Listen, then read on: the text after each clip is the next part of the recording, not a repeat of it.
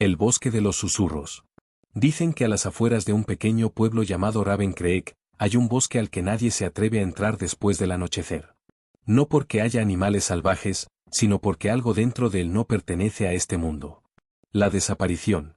Todo empezó con Lucía, una joven fotógrafa apasionada por lo oculto. Su obsesión eran los lugares donde la gente aseguraba haber visto apariciones. Una noche de octubre, decidió entrar al bosque de los susurros, llevando solo su cámara, una linterna y una grabadora de voz. A las 11:47, mandó su último mensaje de voz a su mejor amigo, Diego. Hay algo aquí, escucho voces, pero no veo a nadie. Parecen susurrar mi nombre. Nunca volvió a responder. Al día siguiente, su coche fue hallado en la entrada del bosque, las llaves aún en el contacto, y su linterna tirada en el suelo, encendida. La búsqueda. Diego no soportó la incertidumbre. Un par de noches después, decidió ir a buscarla, acompañado por Valeria, una amiga común. Ambos sabían lo que contaban los ancianos del pueblo.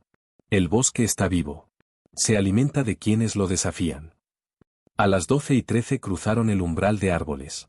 El aire era espeso, el silencio, antinatural. Sin viento, sin insectos, solo el crujido de sus pasos sobre las hojas secas. A los pocos metros, Diego sintió un frío intenso y vio algo, una figura blanca, inmóvil, detrás de los troncos. «Lucía, ¿eres tú?», susurró. La figura giró la cabeza lentamente, demasiado lento, como si el cuello no tuviera huesos. Su rostro era idéntico al de Lucía, pero los ojos eran completamente negros. Las grabaciones. Valeria empezó a grabar con el celular. En el vídeo, todo parece normal al inicio, solo los árboles y sus voces asustadas. Pero, al reproducirlo más tarde, se escucha un murmullo de fondo, una voz femenina que repite: «No debiste venir, él los está mirando». Y luego, un grito. Valeria desapareció al instante. Diego corrió hasta perder el aliento. Pero los árboles parecían moverse, cerrando el camino, girando el bosque sobre sí mismo. Nunca logró salir. Solo encontraron su celular 3 días después, con la cámara aún grabando.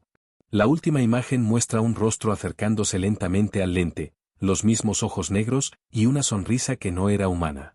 El secreto del bosque.